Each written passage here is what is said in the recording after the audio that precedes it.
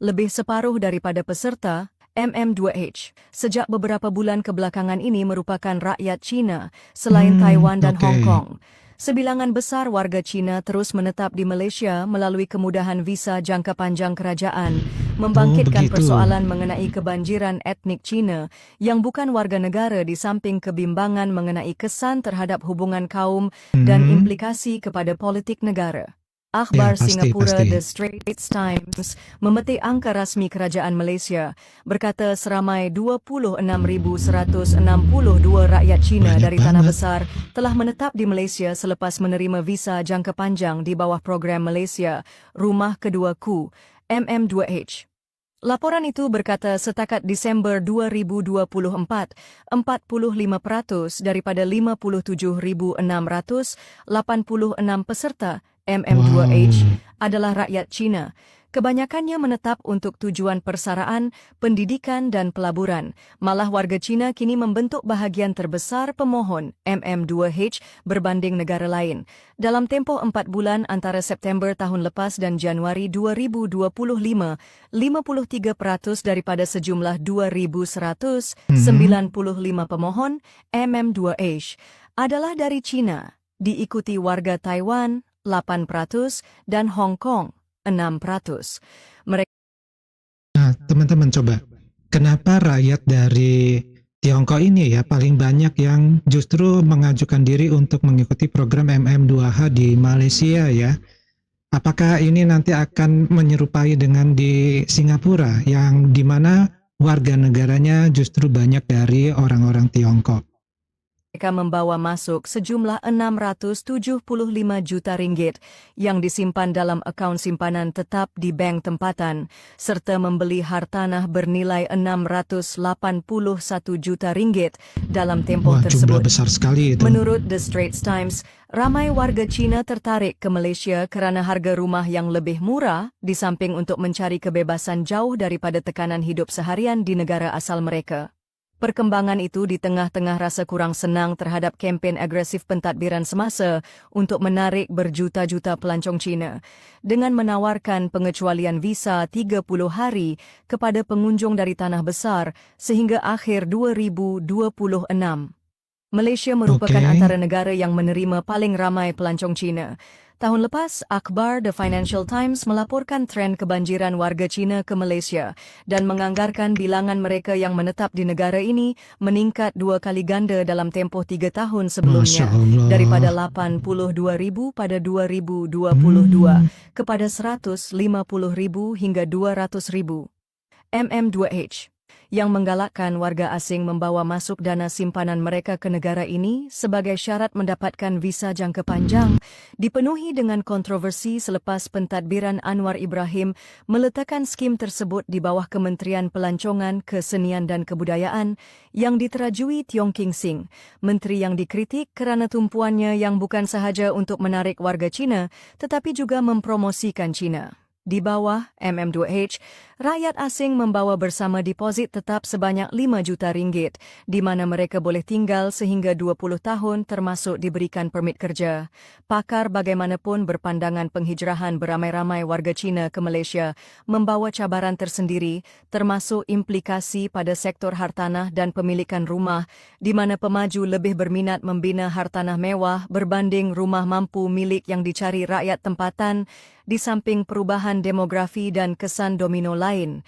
Pengkritik turut mengingatkan Putrajaya supaya mengambil iktibar daripada negara jiran, khususnya Singapura, Thailand dan Vietnam, yang bergelut dengan kebanjiran pendatang Cina dan isu penyerapan budaya yang datang bersamanya. Antara yang lantang mempersoalkan dasar kerajaan menarik rakyat Cina ialah bekas Perdana Menteri Dr. Mahathir Mohamad yang tahun lalu melahirkan kebimbangan terhadap peningkatan mendadak bilangan warga Cina yang menetap di Malaysia.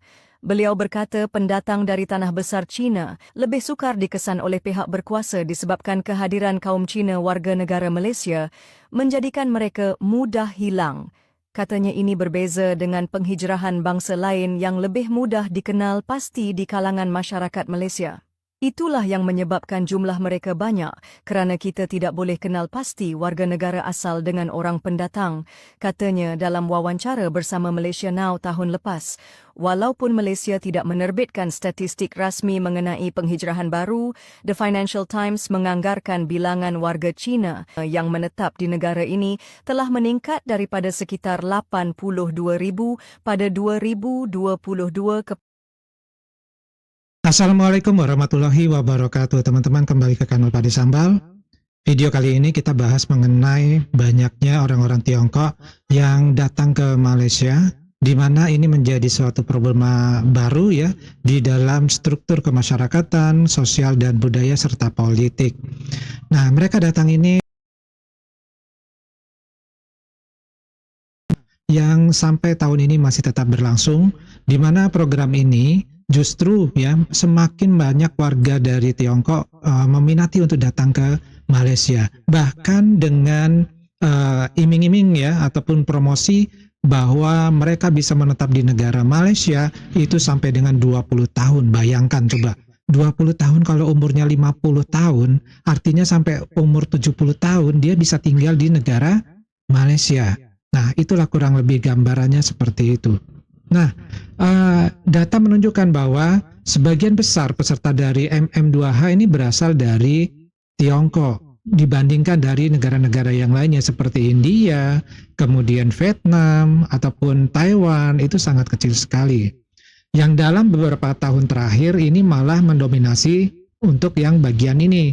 Kota-kota besar seperti Kuala Lumpur, Johor Bahru, dan Pulau Pinang menjadi pusat utama dari kedatangan mereka, dengan banyak dari mereka yang membeli properti di pusat-pusat kota tersebut. Nah, jumlah properti yang dibeli ini kita tidak paham ada berapa banyak, tetapi yang jelas properti yang dibeli adalah kelas menengah ke atas, di mana properti-properti ini jelas tidak bisa dibeli oleh masyarakat tempatan pada umumnya. Ini menambah suatu jenjang yang namanya kesenjangan sosial yang sangat tinggi. Belum lagi adalah masalah budaya dan bahasa. Nah, banyak rumah rumah mewah dan properti strategis kini ini dimiliki oleh para investor asing, terutama dari Tiongkok.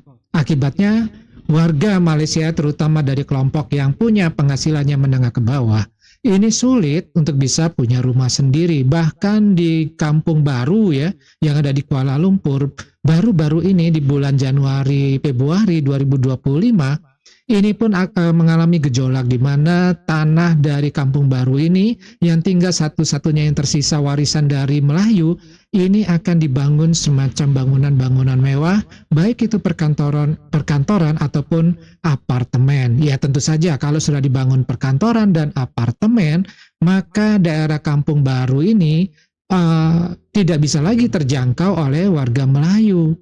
Otomatis kemana warga Melayu yang ada di Kampung Baru? Ya jelas mereka akan mau nggak mau ya terpinggirkan, memilih lokasi tempat baru yang di daerah pinggiran, di perkampungan. Mau tidak mau akan seperti itu. Tetapi berkat ada perjuangan beberapa orang, maka Kampung Baru ini sementara ini sepertinya ditunda untuk eksekusinya. Jadi masih bisa bernapas lega ya para warga Melayu Malaysia yang ada ataupun tinggal di Kampung Baru. Nah, sekarang selain dampak secara ekonomi nih yang jelas-jelas pasti berdampak sangat besar, karena jelas orang-orang yang datang dari Tiongkok yang memanfaatkan program MM2H ini adalah orang-orang yang bermodal besar, duitnya banyak gitu maksudnya ya, karena nggak mungkin mengikuti program MM2H kalau mereka tidak melakukan yang namanya investasi ataupun menyimpan uangnya ke negara Malaysia, karena itu adalah sebagian syarat yang harus dilakukan untuk bisa mengikuti program MM2H. Nah, dari apa yang terjadi ini secara sosial ini mengakibatkan meningkatnya populasi warga asing, di mana juga menjadi perhatian utama. Dari beberapa kawasan yang dahulu dihuni oleh masyarakat lokal, kini didominasi oleh komunitas asing yang berpotensi mengubah landscape budaya Malaysia. Masyarakat setempat ya, ini merasa terpinggirkan dan kehilangan kendali atas lingkungan mereka sendiri.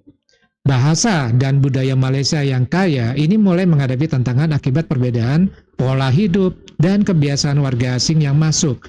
Misalnya di beberapa daerah, toko-toko dan restoran itu mulai lebih banyak menargetkan pelanggan asing dibandingkan dengan penduduk lokal. Hal ini tentu saja menimbulkan perbedaan cita rasa di mana yang dihidangkan sudah pasti banyak makanan dari warga asing dibandingkan dengan makanan-makanan yang dari warga lokal. Ya, nah apa ya? Jelas ini mengakibatkan dari sosialnya sendiri sudah sangat terganggu ya. Otomatis ini mengakibatkan akhirnya warga Melayu Malaysia ini identitasnya semakin hilang. Akibatnya apa? Akibatnya dia akan mencari identitas dari negara lain. Contohnya yang paling gampang adalah mengambil identitas dari negara Indonesia, terutama adalah budayanya. Nah, inilah klaim-klaim yang sering terjadi adalah salah satu dampak dari di mana mereka sudah tidak memiliki yang namanya jati diri itu tadi. Nah, selain itu meningkatnya jumlah warga Tiongkok ini yang berbahasa Mandarin dan paling mentok adalah bahasa Inggris sebagai bahasa utama mereka dapat menggeser dominasi bahasa Melayu dalam lingkungan sosial dan bisnis. Banyak nih perusahaan dan institusi di Melayu di kota-kota besar mulai menggunakan bahasa Mandarin dan bahasa Inggris sebagai bahasa komunikasi utama yang dapat melemahkan penggunaan bahasa Melayu dalam interaksi sehari-hari. Bahkan kita lihat beberapa video pun di dalam parlemen Malaysia itu menggunakan bahasa Melayu dan juga bahasa Inggris yang dicampur-campur ya. Dan jika ini ada regulasi yang jelas untuk menjaga peran bahasa Melayu, maka generasi mendatang ini dapat mengalami yang namanya erosi budaya dan kehilangan keterikatan dengan bahasa nasional mereka sendiri.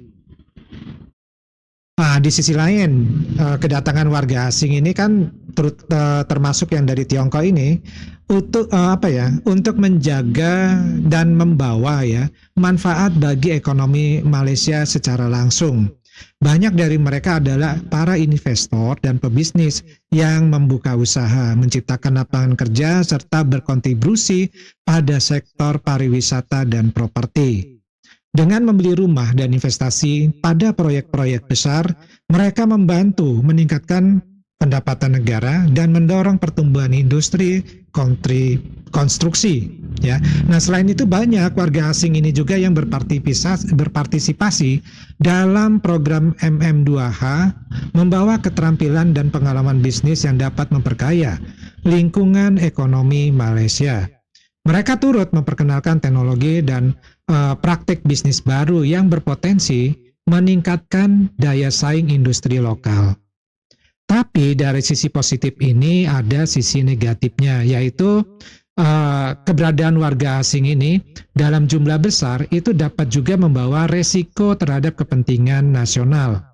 Ketergantungan yang terlalu tinggi pada investor asing dalam sektor properti dapat menyebabkan ketidakstabilan jika terjadi perubahan kebijakan dari negara asal mereka. Jika suatu saat terjadi penarikan investasi secara massal, pasar properti Malaysia ini bisa mengalami krisis besar yang akan berdampak pada perekonomian secara keseluruhan. Selain itu, meningkatnya kepemilikan properti oleh orang asing ini menimbulkan kekhawatiran mengenai kedaulatan tanah. Banyak nih pihak lain menilai bahwa pemerintah perlu memperketat di dalam regulasi terkait kepemilikan tanah dan properti bagi warga asing agar aset-aset strategis Malaysia tetap berada di tangan rakyat Malaysia itu sendiri.